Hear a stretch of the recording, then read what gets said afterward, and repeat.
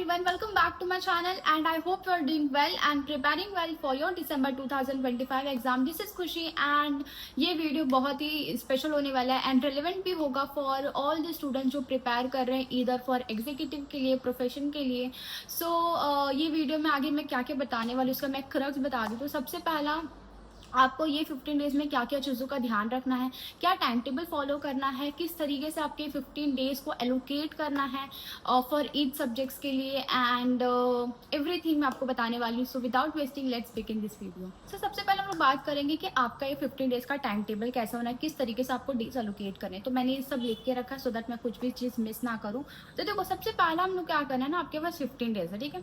तो ये 15 डेज में आपको क्या करना है, जो लास्ट के 4 to 5 डेज होंगे ना वो आप फर्स्ट पेपर का रिवीजन के लिए रख दो, ठीक है. अकॉर्डिंग टू योर प्रिपरेशन, अगर आपका प्रिपरेशन बहुत अच्छा है तो 4 डेज एलोकेट कर दो और इतना नहीं हुआ तो आप 5 डेज रख दो फॉर योर फर्स्ट जो पेपर होगा उसका रिवीजन करने के लिए, ठीक है. अब बचा आपके पास ये 10 डेज. तो ये 10 डेज में क्या करना है ना, जो आपका लास्ट पेपर होगा ना उसको फर्स्ट सेकेंड डेज पे रिवाइज कर लेना, ठीक है. जो सेकेंड लास्ट पेपर होगा उसको थर्ड फोर्थ पे रिवाइज कर लेना. जो आपका थर्ड लास्ट पेपर होगा उसको आपको ये 5 to 6 डेज में आपको इस तरीके से रिवाइज करते चलना है. एंड अकॉर्डिंग अगर ग्रुप 1 प्रिपेयर कर रहे हो तो 1.5 डेज में आपको लास्ट पेपर जो रहेगा वो फर्स्ट पेपर रिवीजन करना है, ठीक है. तो इस तरीके से आपको ये नंबर ऑफ डेज एलोकेट करने हैं फॉर योर रिवीजन. अब सेकेंड पॉइंट आपको क्या ध्यान रखना है, देखो रिसोर्सेज जो आप ऑलरेडी पढ़ रहे थे ना सेम वही रिसोर्सेज गो थ्रू करना. आप कुछ अलग मत रिवाइज करते हो चलना, ठीक है. कुछ अलग रिसोर्सेज मत ले लेना, किसी अदर नोट्स मत ले लेना. बिकॉज अभी क्या होगा ना कि आपको व्हाट्सएप पे या टेलीग्राम पे अलग अलग नोट्स मिलते हो चलेंगे, वो मत रेफर करो. आपके पास जो ऑलरेडी नोट्स हैं उसी से आप प्रिपेयर करते हुए चलो, ठीक है. सेकेंड चीज़, अब आप ये होगा ना कि हम 1.5 डेज या 2 डेज में इतने सारा सिलेबस कैसे कवर अप करें. तो it's not that much easy. Because क्या होगा ना, आप अगर 70 to 80% भी अगर आप अपना सिलेबस कवर अप कर पा रहे हो दैट्स मोर देन इनफ. तो आप उस पर ध्यान रखो, ठीक है. एंड सबसे इंपॉर्टेंट चीज़ क्या ध्यान रखना है ना, जब आप रिवीजन कर रहे हो ये 1.5 डेज या 2 डेज में तो आप कीवर्ड्स पे ध्यान रखो, ठीक है. कीवर्ड्स बहुत ही गेम चेंजर होता है. बिकॉज अगर आपको कीवर्ड्स पता है ना हर एक चीज़ के तो आप अपने ओन लैंग्वेज में क्या कर सकते हो, सेंटेंस फ्रेम कर सकते हो. तो ये टाइम पे आपको पूरा 100% सिलेबस कवर अप करने की ज़रूरत नहीं है, ठीक है. और हो भी नहीं पाएगा बिकॉज बहुत ही कम है. तो आपका ये लास्ट जो रिवीजन होता है ना वो चल रहा है, ठीक है. तो ये लास्ट रिवीजन में आपको सिर्फ अगर 80 to 90% भी अगर आपका सिलेबस हो जाता है तो इट्स मोर देन इनफ, ठीक है. और ये रिवीजन में आपको कीवर्ड जो हाईलाइटेड पॉइंट्स है उस पर फोकस करना है, ना कि आपको एक एक लाइन पढ़ना है, ठीक है. तो अगर आप कीवर्ड्स पे भी ध्यान देते हो, अगर आप कीवर्ड सिर्फ रिवाइज कर लेते हो या हाईलाइटेड पॉइंट रिवाइज कर लेते हो तो वो मोर देन इनफ है, ठीक है.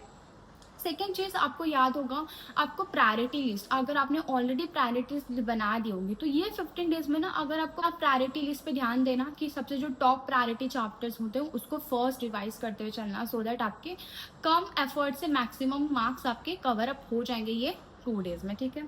सेकेंड चीज़, अगर आप सोच रहे हो कि हम अभी इस टाइम पे स्कैनर सॉल्व कर लेते हैं या कुछ भी पास्ट पेपर देख लेते हो तो ये टाइम अभी नहीं है क्योंकि 2 डेज ही है आपके पास एंड उसमें इतने सारी चीज़ों को कवर अप करना थोड़ा डिफिकल्ट है. बट अगर आपने पास्ट में नहीं किया स्कैनर तो आप एक दो मतलब 1 और 2 चैप्टर के स्कैनर साइड बाय साइड सिर्फ गो थ्रू कर सकते हो, लिखने मत बैठना, ठीक है. तो आप ये कर सकते हो. सेकेंड चीज़, और थर्ड चीज़ होता है कि अगर आपको रिवीजन मैराथन देख के करना चाहिए या टेस्ट रिवीजन सीरीज देख के करना चाहिए तो आप क्या करो ना कि सेल्फ स्टडी करो. ये 2 डेज या 1.5 डेज में ना आप सेल्फ स्टडी करो. जितना आप खुद से पढ़ेंगे, जितना आप खुद से चीज़ों को क्लैरिटी करते हुए जाओगे ना उतना ज़्यादा ही रिटेन रहेगा एंड आपको वो हेल्प करेगा पेपर के टाइम पे जब आप पेपर लिखोगे. तो ये ज़्यादा इंपॉर्टेंट है कि आप सेल्फ स्टडी करते हुए चलो ये 2 डेज में एंड उससे आपकी बहुत अच्छी क्लैरिटी भी कवर अप हो जाएंगे अच्छे खासे एंड ये चीज़ आपको एग्जाम में बहुत हेल्पफुल करेगी, ठीक है. तो ये चीज़ें हैं. एंड लास्ट चीज़ आपको मैं बोलना चाहूँगी ये कि किस तरीके से आपका ये दिन दिखना चाहिए 15 डेज का. तो देखो अगर आप सुबह उठ रहे हो ना तो आप डायरेक्टली फ़ोन मत लो. आप डायरेक्टली आप क्या करो, फ्रेशन अप हो जाओ एंड डायरेक्टली पढ़ने बैठ जाओ, ठीक है. बिकॉज मॉर्निंग का बहुत ही इफेक्टिव होता है. तो वहाँ से लेके आपके जो लंच तक का टाइमिंग है ना वहाँ तक आप पढ़ते रहो. लंच में आप फ़ोन ले सकते हो, ठीक है. उसके बाद भी आपको सिर्फ पढ़ना है तो आप ज़्यादा से ज़्यादा आप अपना कितना 100% दे सकते हो ना वो मैटर करता है. बिकॉज ये चीज़ें आपके कंट्रोल में कि आप अपने आप को कंट्रोल कर सकते हो, आप अपना बेस्ट दो, ठीक है.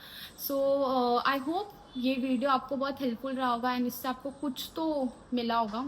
सो this is all for this video and that's it for this video. I hope you are doing well and preparing well. तो आप अपना बेस्ट दो एंड बहुत अच्छे से पढ़ाई करो बिकॉज ये अटेम्प्ट है और ये अटेम्प्ट बहुत इंपॉर्टेंट होता है हर एक के लिए. एवरी अटेम्प्ट बहुत इंपॉर्टेंट हो जाता है. तो आप भी अपना अटेम्प्ट जो है वो सीरियस लो and I hope you will clear this attempt. So all the best for your December 2025 exams के लिए. So in the next video. तब तक के लिए bye bye and please do subscribe, like करो and share it with your friend as well so that उनको भी help हो सके. So bye bye.